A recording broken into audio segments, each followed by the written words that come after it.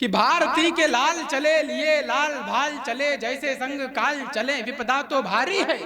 खंडा पर खंग चले कोई नया रंग चले, सभी संग संग चले निपदा तो जारी है। लहू लाल को पटक पटक भुजा को झटक झटक, तू असी को निकाल ले है रक्त आज भाल को उसके अंदर का रिशन होई।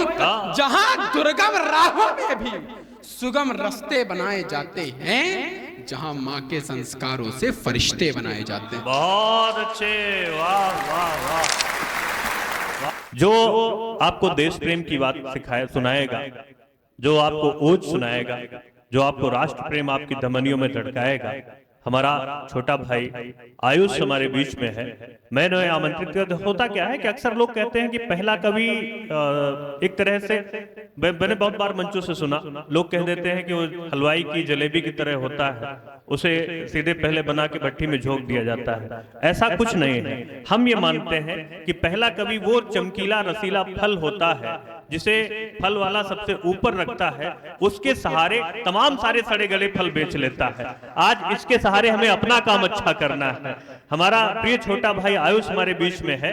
कुछ पंक्तियां मैं अपनी इसके लिए पढ़ता हूं। मैं बुलाता हूं कि कविता से जन जन जगाने का उपक्रम कर रहा हूं, कविता से जन जन जगाने का उपक्रम कर रहा हूं, मंच अंबर तक उठाने का उपक्रम कर रहा हूं, पुष्प पहला दे रहा हूं, आप सब इसको संभालो, पुष्प पहला दे रहा हूं, आप सब इसको संभालो, प्यास न रह जाए बाकी, मिलकर के आयोजन उठा लो, रह न जाए कोई भी ख्वाहिश कोई अरमान बाकी, तुम दिखा दो साथ देकर कितनी तुम में जान बाकी, भूल कर अवसाद को सब झूमो गाओ मुस्कुराओ।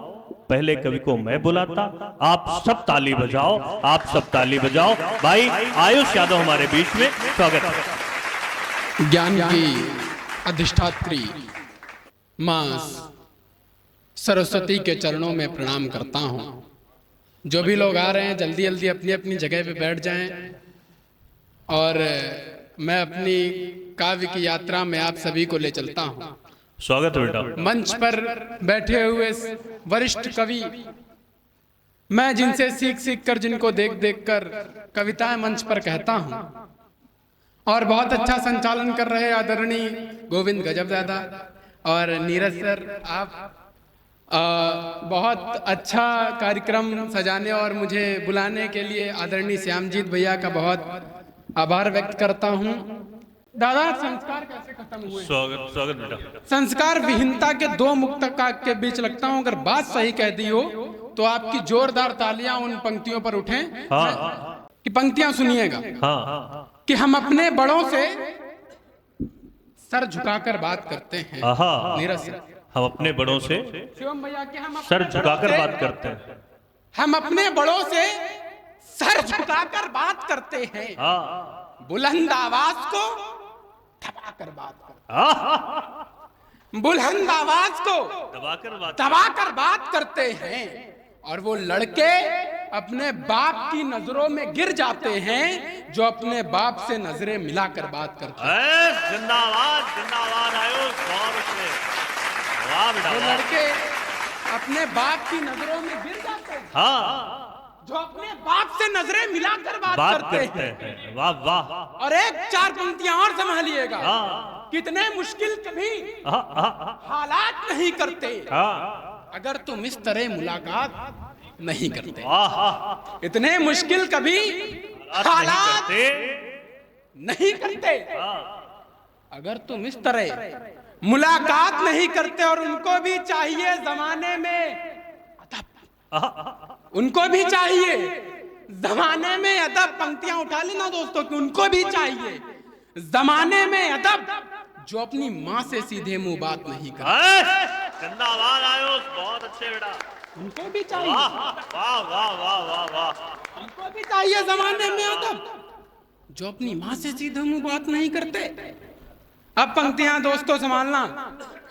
मेरा मानना यह, मैं ओज कवि जरूर हूं। आज बहुत सारे देश में ऐसे ओज कवि हैं जो दूसरे देशों को गालियां दे सकते हैं, बिल्कुल, या दूसरे धर्मों को कुछ कह सकते हैं। पर मेरा मानना यह है कि अगर नीरज सर की अगर अपनी कभी आपको लकीर लंबी करनी है तो दूसरे की लकीर छोटी नहीं, अपनी लकीर बड़ी कर लो। बहुत अच्छे, वाह। अपने देश का गुणगान करो।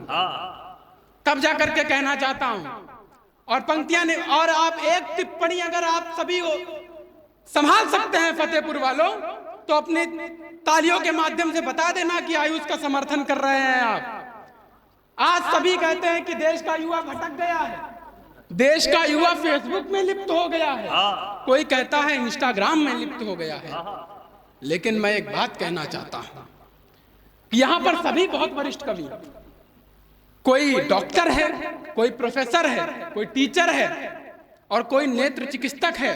लेकिन अगर 17 साल का नौजवान 12वीं कक्षा में पढ़ने वाला एक छात्र आपके समक्ष खड़े होकर के देशभक्ति की बात कर रहा है और इतनी रात को आप सभी बैठकर देशभक्ति की बात सुन रहे हैं, तो किसी को देश के भविष्य की चिंता करने की कोई आवश्यकता नहीं। क्या बात है, वाह बेटा। तब जाकर के पंक्तियां निवेदित करता हूं कि आज गूंगे भी हमें कुछ बताना चाहते हैं, आज गूंगे भी हमें कुछ बताना चाहते हैं। ये चंद जमाने के लोग हमें आजमाना चाहते हैं, ये चंद जमाने के लोग हमें आजमाना चाहते हैं। अरे सूरज भी नहीं सुखा पाया जिसको, सूरज भी दादा, सूरज भी नहीं सुखा पाया जिसको, ये चंद जुगनू समंदर को सुखाना चाहते हैं।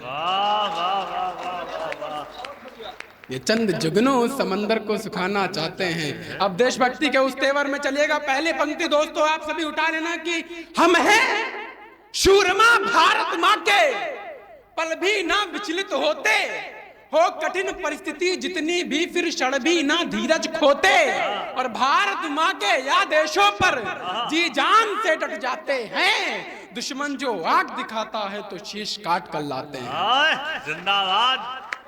दुश्मन जो आग दिखाता है तो शीश काट कर लाते हैं।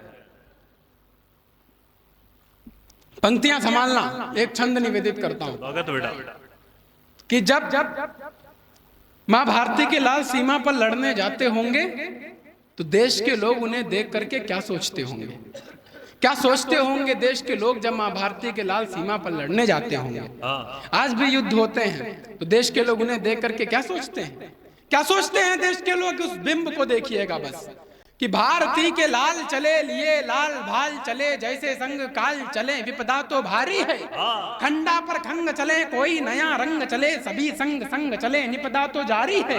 तो लहू लाल धार चले हाथन कटार चले, नया आधार चले संग त्रिपुरारी है, अश्व टाप टाप चले और पुण्य पाप चले, सिंघन पे देखो आज सिंह की सवारी। बहुत अच्छे, जिंदाबाद जिंदाबाद। अश्व टाप टाप चले पुण्य चले पाप चले, सिंघन पे देखो आज सिंह की सवारी है। देश के बड़े ओज कवि भाई संतोष दीक्षित इस बात को कह रहे हैं कि आपने भूषण जी की याद दिलाते हैं, कविवर भूषण की याद दिलाते हैं, इससे बड़ा कॉम्प्लीमेंट नहीं हो सकता। एक बार जोरदार तालियां इस छोटे बच्चे के लिए। स्वागत है बेटा। बहुत बहुत आभार।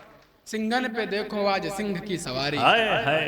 एक भूमिका दोस्तों मानता हूँ। स्वागत है बेटा। ये भूमिका इस प्रकार से है कि जब मां भारती के लाल रणभूमि में लड़ रहे होंगे और यहाँ से काव्य यात्रा शुरू हुई है और भारत की आजादी तक जाएगी, कि जब मां भारती के लाल सीमा पर लड़ रहे होंगे, दुश्मनों से लड़ रहे होंगे, तो तब तलवारें होती थी, तो तलवारों से जो खनक खनक की आवाज निकलती है, उस खनक खनक की आवाज पे एक कविता लिखी और वो कविता आपके बीच प्रस्तुत करता हूँ। मां भारती के लाल अपने बच्चों से क्या कहना चाहती होगी मां भारती कि है लाज आज मात की है बात, शंख नाद की तू नेत्र डोर लाल ले, हाथों में मशाल ले तू मोह बंद छोड़ दे, दुश्मन निछोड़ दे, सूर्य सा प्रकोप हो, भय का तो लोप हो, शत्रु को पटक पटक भुजा को झटक झटक तू असी को निकाल ले है रक्त आज भाल पे, हो कार्य कोई कठिन शत्रु का हो विघ्न, कार्य को सुलभ करे शिष्य को अलग करे,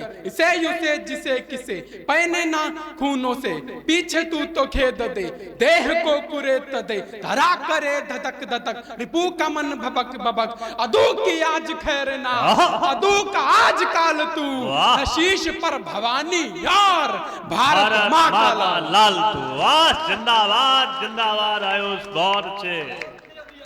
शीश पर भवानी और भारत माँ का लाल तू। इस लड़ाई में गांव के बच्चों का भी खून शामिल है, उतना शहर के बच्चों का भी शामिल है, उतना देश के हर व्यक्ति का है। तब जाकर के एक छंद और उसके बाद एक अपनी और कविता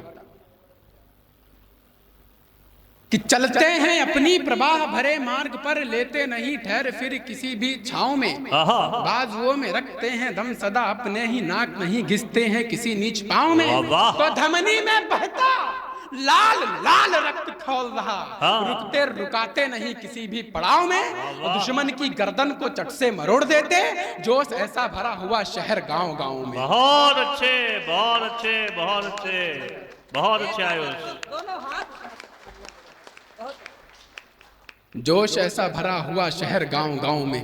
एक कविता निवेदित करता हूं कि ये भारत देश क्या है, आप सभी की प्रतिक्रिया मिले। स्वागत बेटा। कि जहां 3 रंगों में रंगा तिरंगा आन बान बन जाता है, जो देश के लिए हुआ शहीद वो अमर जवान बन जाता है।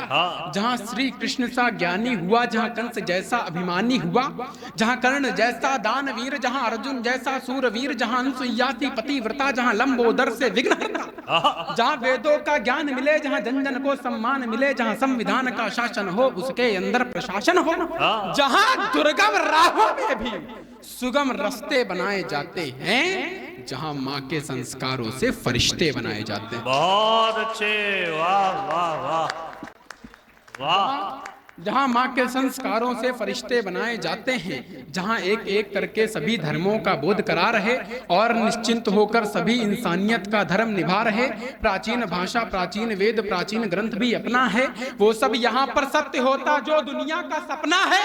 तो अलग बोली, अलग भाषा, अलग ही रहना सहना, यही अनेकता में एकता ही भारत का गहना है। तो देश प्रेम की भाव भंगिमा का वात्सल ही छलक रहा, उत्तुंग शिखर पर पहुंचे भारत, आंखों में सपना चमक रहा। इतनी विविधता होकर भी हम दिलों में सर्वदा एक रहते हैं, जो कभी नहीं झुकता उसे भारत देश कहते हैं। बहुत अच्छे, बहुत अच्छे, बहुत अच्छे। आदरणीय अध्यक्ष जी का आशीर्वाद मिल रहा है। एक बार आप लोग दोनों हाथ उठा के, ऐसे नहीं, पूरे दोनों हाथ उठा के जोरदार तालियां भाई के लिए।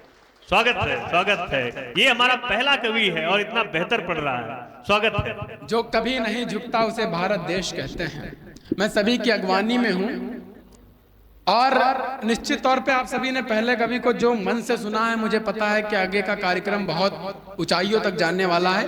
दोस्तों, एक भारत आजादी का छंद है, देश कैसे आजाद हुआ है मित्रों, और उस पर भरपूर प्यार देकर के मुझे विदा करना फतेहपुर की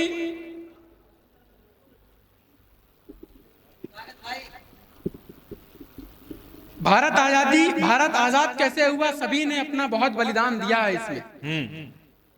कि माता भारती को दिए माताओं ने लाल दान, अपनी माताओं ने, जो क्रांतिकारी हैं उनकी माताओं ने अपने लालों को माँ भारती के लिए दान कर दिया। क्या बात है, आजादी के लिए दान कर क्या दिया। बात है बेटा, वाह। उनको तनिक भी मोह नहीं आया कि मैं अपने बच्चों को लड़ने क्यों भेजूं।